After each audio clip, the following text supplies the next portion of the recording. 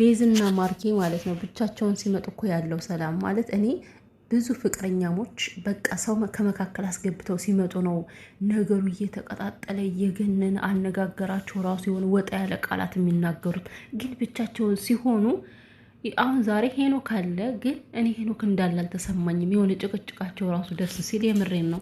ጭቅጭቅም ቀልድም የተሞላበት ነገር ነው። የፍቅር አይነት ነገር የለም። ያን ያክል ሰላም ወረደ ባንልም ግን ብቻ ደስ ይላል። ያቺ ልጅ ለመጀመሪያ ጊዜ የለችም ካጠገባቸው። ከመጣች ጀምሮ እንግዲህ ዛሬ ነው ብቻቸውን የመጡት።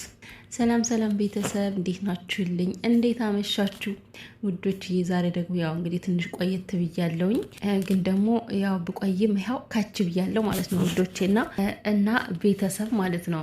ዛሬ ቪዲዮአቸውን እንዴት አያችሁት? ሀሳብ አስተያየታችሁን አስቀምጡልኝ። በነገራችን ላይ እኔ ኮሜንታችሁን አያለው በደንብ ግን ማለት ለሁላችሁም ኮሜንት ስር ብመልስላችሁ ደስ ባለኝ፣ ግን እየቻልኩኝ አይደለም የኔ ወዶች እውነት ለመናገር ማለት ነው። እና ግን የምትሰጡትን ሀሳብ በደንብ ነው የማየው። ኮሜንታችሁን የተሰማችሁን ስትገልጹልኝ ምናምን እኔም እያነበብኩኝ ሀሳባችሁን እየተረዳው ነው ውዶችዬና ያላችሁት ነገር ትክክል ነው። በቃ ማርኬ ማስተካከል እንዳለበት ነው ሁላችሁም እያላችሁ ያላችሁት ማለት ነው።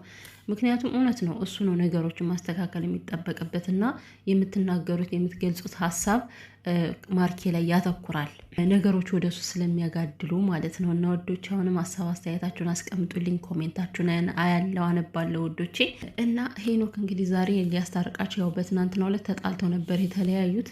ያለ ነው ፍቅረኛሞች መጣላት መታረቅ፣ በተለይ በቤዝና በማርኬ መካከል ያው ነገሮች በብሩኬና በሀይሚ መካከል በቃ በእነዚህ ሰዎች መካከል ጸብ ይበዛል። እኔ ለምን እንደሆነ አላውቅም እውነት ለመናገር ማለት ነው። ለዛውም እኮ ሁሌም በቃ በሴት ነው የሚበጣበጡት። ጉድ እኮ ነው እንዴ!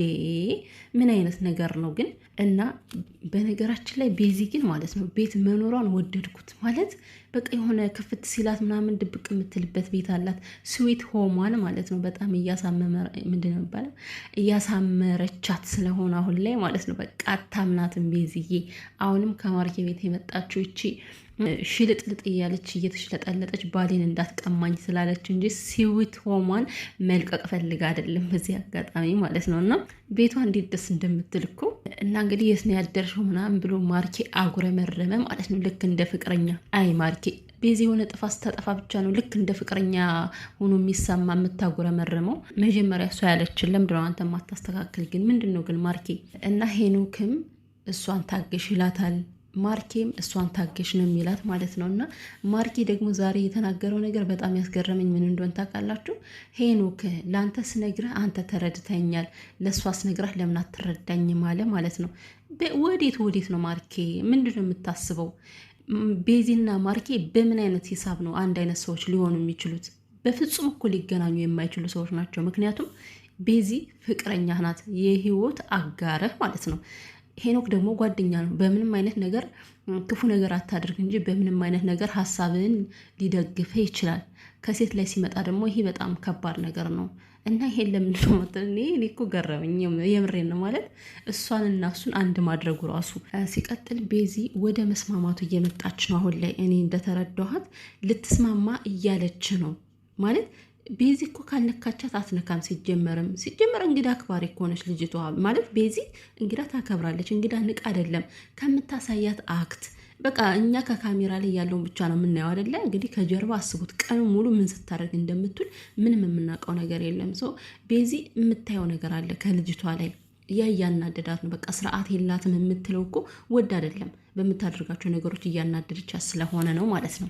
ይሄ ደግሞ የማርኬን ሀሳብ ያለመቀበል ያለመደገፍ አይደለም። ይሄ ልደግፈው የማትችለው ነገር እስከሆነ ድረስ እኛ ሁላችንም እንደግፋታለን። ሴቶች የተባልን በሙሉ እንደዚህ አይነት ነገሮችን እንቃወማለን። እንዴ በገዛ እጃችን ዝም ብለን ታዲያ ፍቅረኛችን ተሞጭልፎ ሲወሰድ ዝም ብለን ማየት አለብን እንዴ? እውነቴን እኮ ነው። አሁን ማርኬ በቃ የሆነ አንተ የዋህ እንደሆንክ ልጅቷ ተረዳች፣ አወቀች። አንደኛ ነገር ውለታው ጥቅጥቅ አድርጎ ይዞሃል ማለት ነው። ሲቀጥል እች ልጅ ነገ ደግሞ የሆነ ነገር ብትል በቃ ውለታ ስለያዘን ዝም ልትላት ነው ማለት ነው። እና ማስተካከል ያለብህ አንተ እንጂ ቤዚ አይደለችም።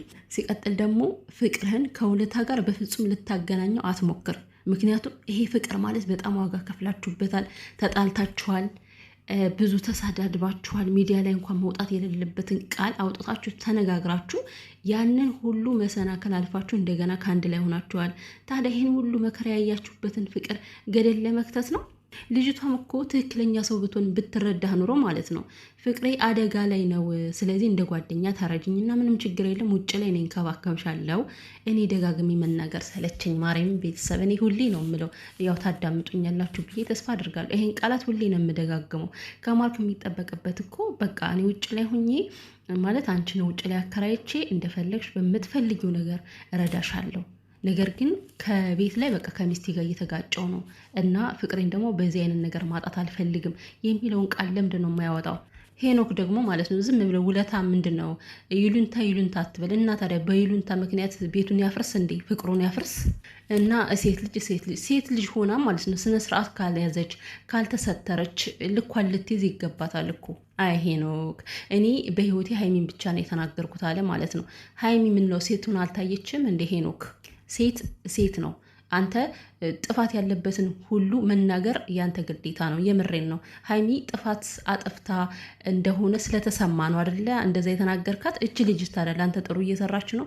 ጥሩ እየሰራች አይደለም። ቤዚን እኮ እየተሳደበች ነው ያለችው። እንዴ ክብረ ቢስ ከማለት ሌላ ምን ቃል አለ? የሚያስጠላ የሚያስጸይፍ ቃላት። ማርኬ ዛሬ ሰይጣን ስላለቻት ተናደደ።